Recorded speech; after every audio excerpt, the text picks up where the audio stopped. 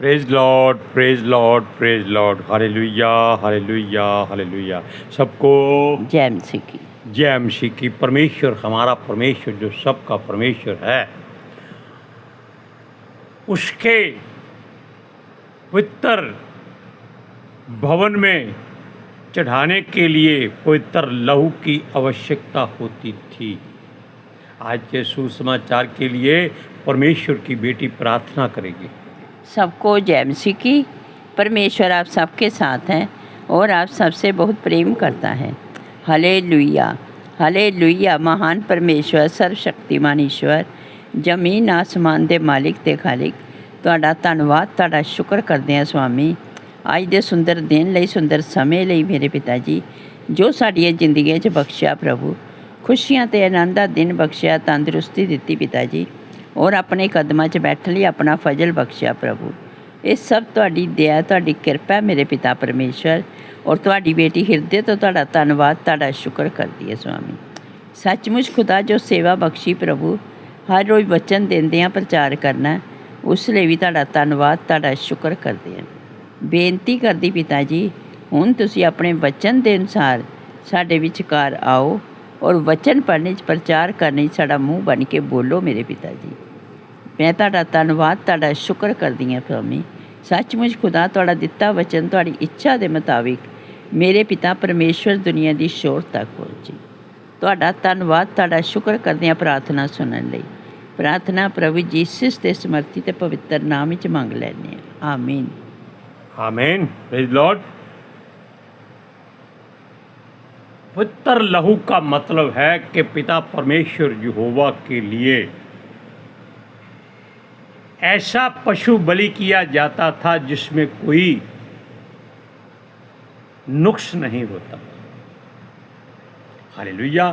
जो लोग अपने हृदय की गहराई से और मन की सच्चाई से परमेश्वर के लिए बलिदान करने को जो पशु और जानवर लाते थे, बैल, गाय, भेड़, बकरी, ऊँट, मेंढे, ऐसी बातें, मेमने और कई प्रकार का दाख रस, रोटियाँ, वस्त्र, जो जो परमेश्वर के भवन में असल में जो याजक कहते थे वैसा काम किया जाता था।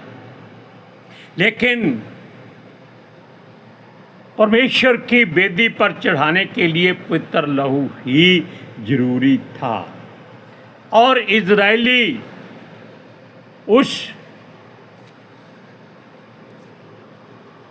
उसके वास्ते, यानी कि जो भी याजक किसी बात को कह देता था, उसको पूरा करने में वो कभी हिचकिचाते नहीं थे।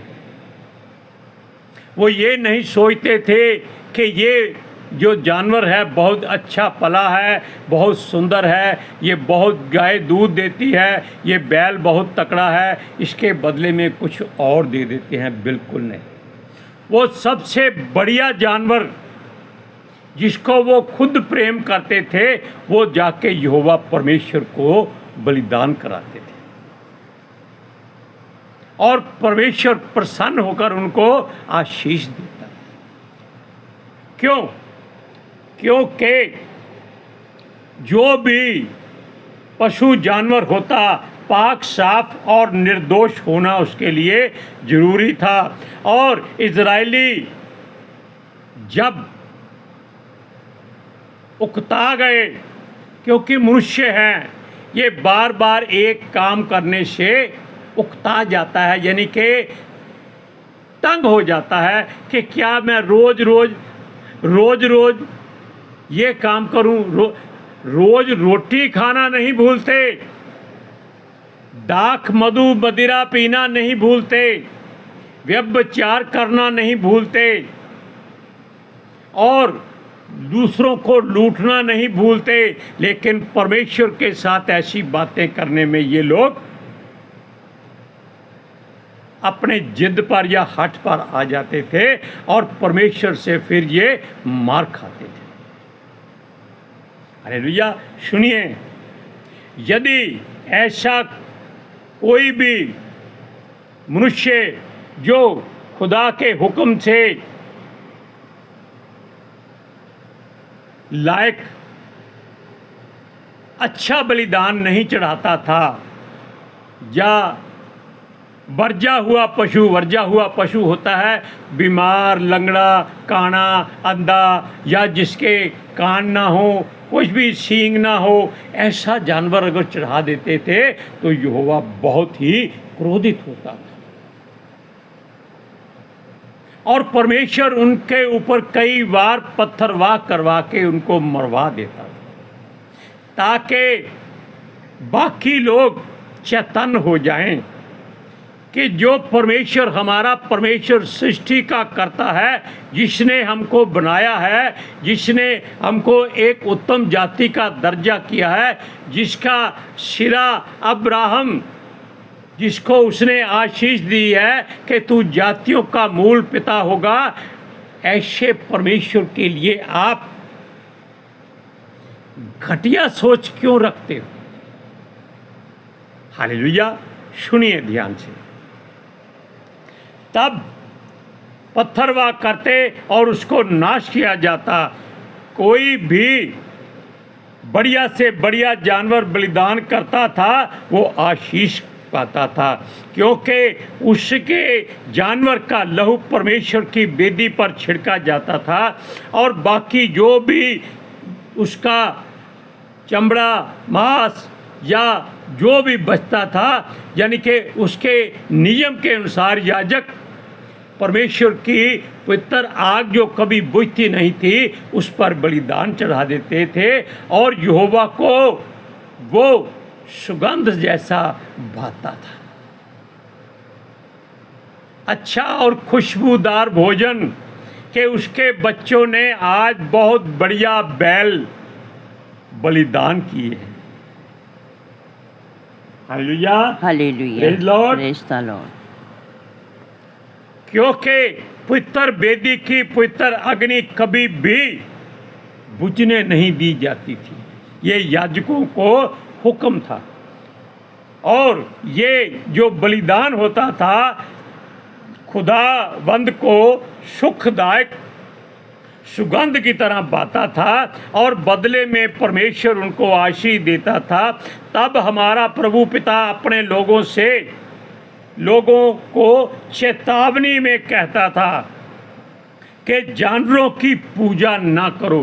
पूजा करने का मतलब यही भी है, या तो आप हाथ जोड़कर उसके आगे दिया जलाकर, राखी बांधकर, मौली बांधकर ऐसी कोई बात करते हैं, या उसको बहुत ज़्यादा लगाव करते हैं, उसको अलग नहीं करना चाहते, परमेश्वर के पवित्र वेदी पर भी बलिदान के लिए नहीं चढ़ाते। ये सारी मूर्ति पूजा है, जाके आप जानवरों की पूजा करते हैं, जबकि आपको मालूम है कि मृत्यु हर एक को आनी ही आनी है।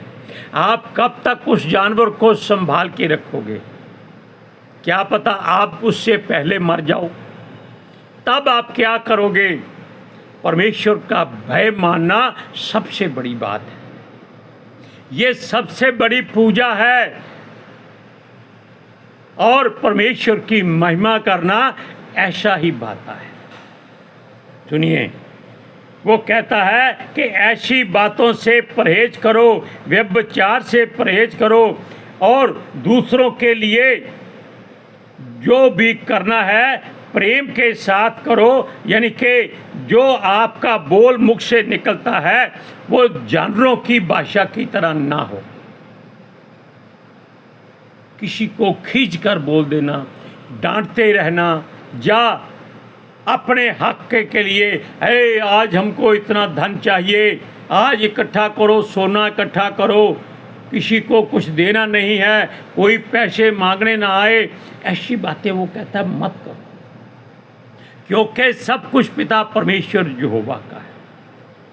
और वहाँ पर परमेश्वर की वेदी पर हर रोज याजक पापों के लिए, अपनी इच्छाओं के लिए और अपने अच्छे कामों के लिए बलिदान करते थे। हर रोज परमेश्वर की पवित्र वेदी पर लहू चढ़ाया जाता था। हालेलुया। लेकिन ये जानवरों का लहू आपके पापों को धो नहीं सकता। हालेलुया। सुनिए, क्योंकि ये बेदी पर बलि करना, चढ़ावे चढ़ाना अपनी आने वाली पीढ़ियों को सिखाया जाता है। परमेश्वर की ये मर्जी है कि आने वाली पीढ़ियां भी ऐसा ही करती रहें, ताकि उनको भी इस बात का एहसास हो जाए कि पिता परमेश्वर यहोवा पवित्र है और उसको पवित्रताई वाली ही भेंट चढ़ानी है। हालेलुया। सुनिए, केवल जो इजरायली हैं वो ही नहीं, परंतु उनके साथ रहने वाले परदेशी भी ऐसा ही करें।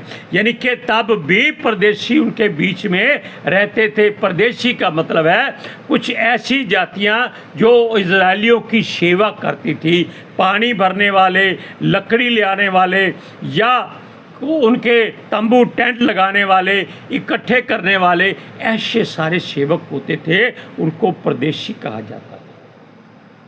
केवल वो ही परमेश्वर के लोगों के साथ उठ बैठ सकते थे, उसके अलावा कोई बाहर का मनुष्य उनमें नहीं आ सकता था, और पवित्र भोजन में से कोई भी बाहरी मनुष्य नहीं खा सकता था। हालेलुया।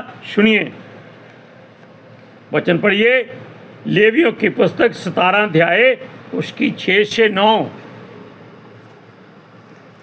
सुनिए, और याजक लहू को मिलाप वाले तंबू के द्वार पर यहोवा की वेदी के ऊपर छिड़के और चर्बी को उसके सुखदायक सुगंध के लिए जलाए।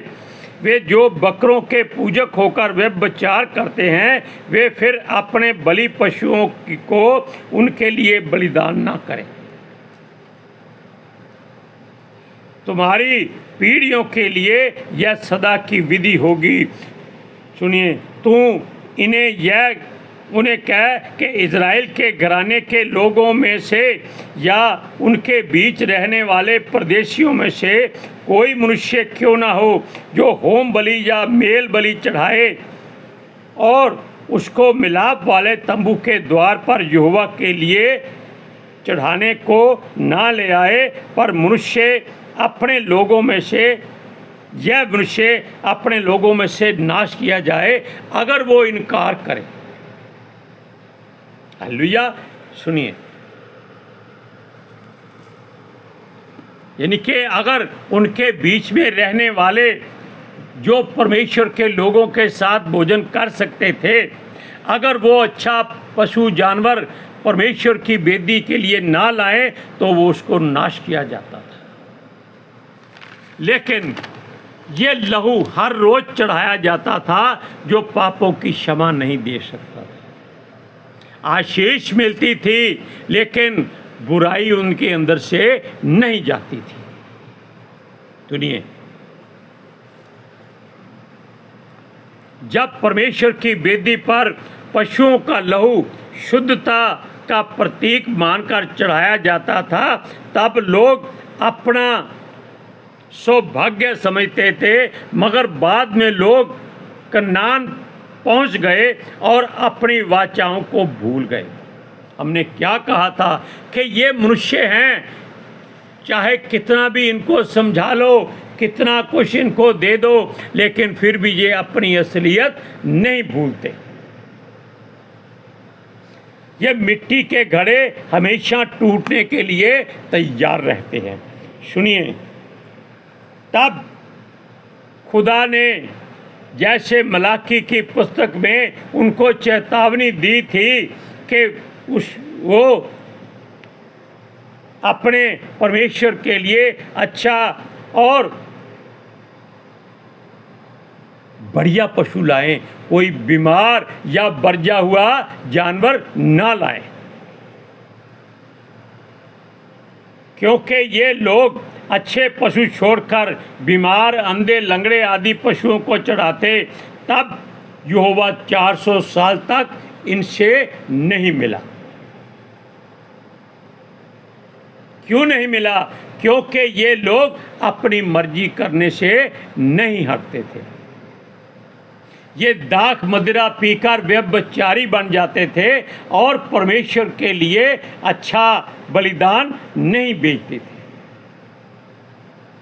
परमेश्वर नहीं चाहता था कि इनको हर रोज नाश किया जाए और ये धीरे धीरे सारी जाति नाश हो जाए और परमेश्वर को कुछ और करना पड़े। इसलिए उसने इनको 400 साल तक अपने से अलग कर दिया। आप देख लीजिए, मलाकी से बाद नए नियम तक करीबन 400 साल तक परमेश्वर का कोई भी संदेशा या वचन या कोई नबी संत नहीं आया। केवल इन लोगों की मनमानी के कारण।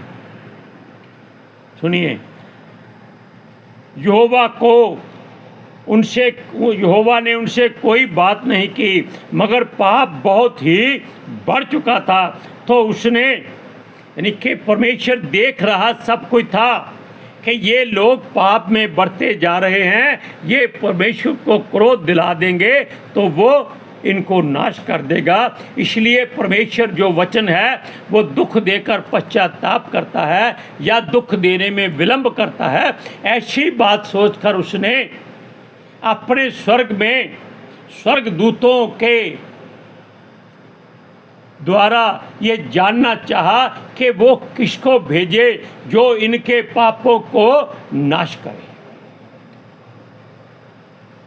बहुत अहम फैसला था। तब यीशु मसीह जो परमेश्वर का बेटा, जो उसका वचन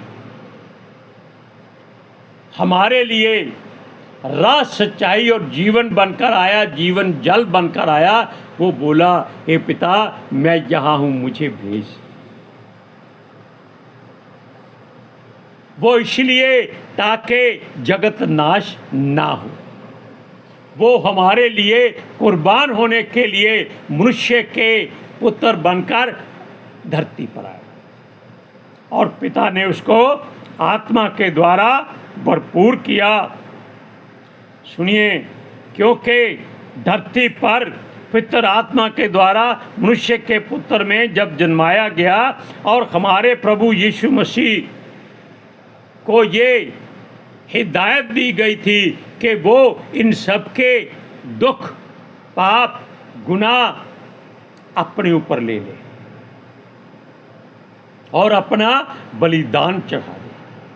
और यीशु ने इस बात से एक बार भी इस तरफ या उस तरफ होने की कोशिश नहीं की। हालेलुया। सुनिए, वो 30 साल तक प्रभु के हुक्म का इंतजार करता रहा और अपने आप को आत्मा से भरता रहा। अगर आप परमेश्वर के नज़दीक जाना चाहते हैं तो आपको भी परमेश्वर के अभिषेक से हर रोज भरना पड़ेगा। हालेलुया। सुनिए, वो प्रभु से सामर्थ पाकर अपने आप को तैयार किया और रोज रोज के चढ़ाए जाने वाले बलिदान को बंद करने के लिए, जो पापों को दूर नहीं कर सकता था, अपने आप को जीवित ही सर्वदा के लिए कुर्बान कर दिया और अपने लहू से परमेश्वर के वेदी पर चढ़ा दिया। यानी कि अपने लहू से परमेश्वर की वेदी को धो दिया और इन सब के पापों को माफ करा दिया। हालेलुया। सुनिए, इसलिए उसका बलिदान जो दोबारा जरूरत नहीं पड़ती, ऐसा बलिदान यीशु मसीह का बलिदान। इसकी जरूरत ना पड़े, उसको पवित्रता की सौगंध पाकर परमेश्वर ने ग्रहण किया। कितनी पवित्रताई वाली सौगंध होगी उसके लहू में जो उसने सलीब पर बहाया था। हालेलुया। और परमेश्वर ने उसके काम से प्रसन्न होकर उसको अपने आत्मा के द्वारा मुर्दों में से जीवित किया और अपने सिंहासन के दाहिने हाथ बिठाया। अब वचन पढ़ते हैं, इब्रानियों की पत्री 10वां अध्याय उसका 11 और 12 वचन।